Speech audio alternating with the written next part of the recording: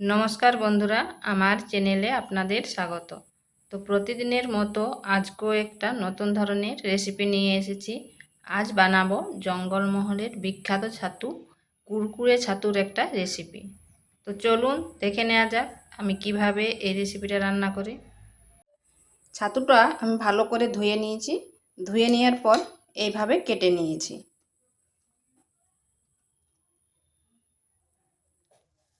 দিয়ে দিচ্ছি কড়াইতে তেল।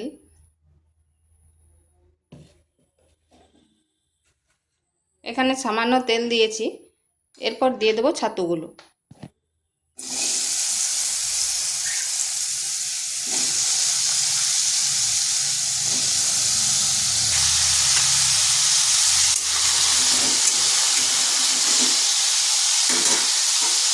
দিয়ে দিচ্ছি পরিমাণ মতো লবণ আর সামান্য হলুদ।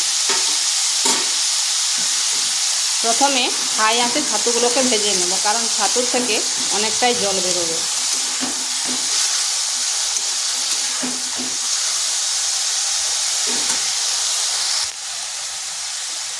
দেখুন ছাতুর থেকে কত জল বেরিয়েছে। ছাতুটা একটু ভাজা ভাজা করে নেব।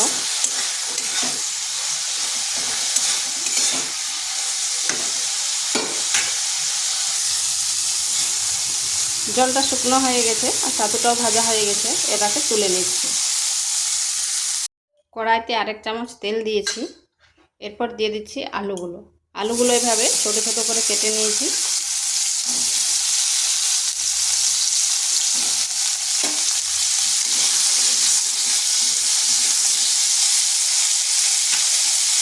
দিচ্ছি পরিমাণ মতো লবণ আর সামান্য হলুদ গুঁড়ো।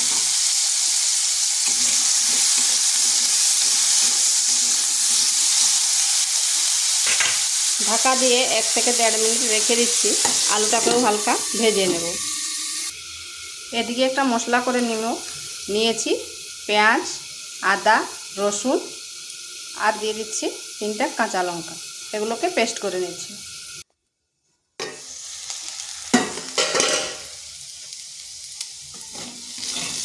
আলুটাও ভাজা ভাজা হয়ে গেছে। এরপর আলুটাকে তুলে নিচ্ছি। এখানে আবারও 2 চামচ মতো তেল দিচ্ছি। দিয়ে দিচ্ছি তেজপাতা আর গোটা জিরা। দিয়ে দিচ্ছি হলুদ গুঁড়ো। দিচ্ছি আদা, রসুন আর পেঁয়াজের পেস্ট।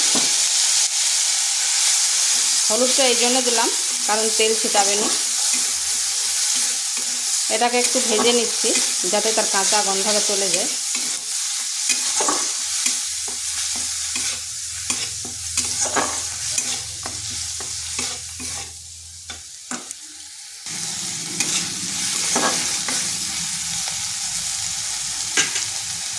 দিয়ে দিচ্ছি একটা টমেটোর পেস্ট।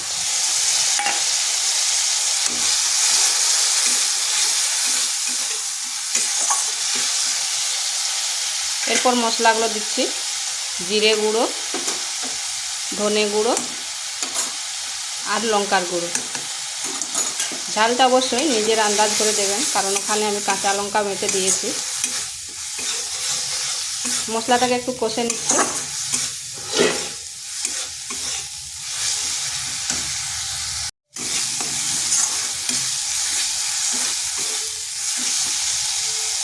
কষানো হয়ে গেছে। এরপর দিয়ে দেবো আলুগুলো।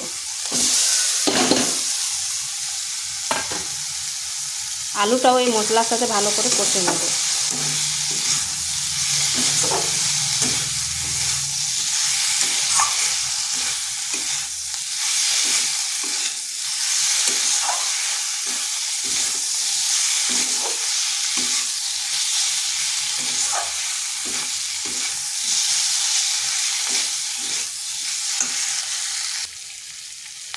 এরপর দিয়ে দিচ্ছি ছাতুগুলো।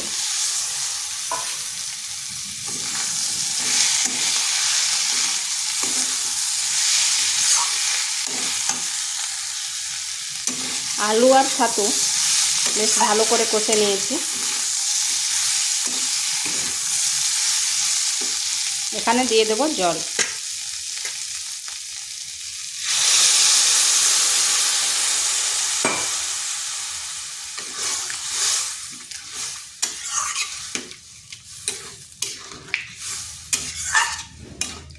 এটাকে ঢাকা দিয়ে 3 থেকে 4 মিনিট রেখে দিচ্ছি।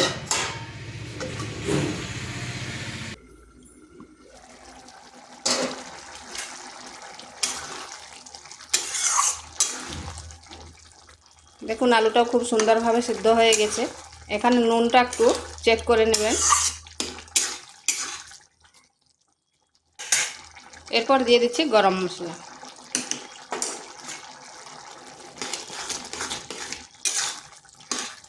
এইভাবে একবার ছাতু রান্না করে দেখতে পারেন। এটা হয়ে গেছে।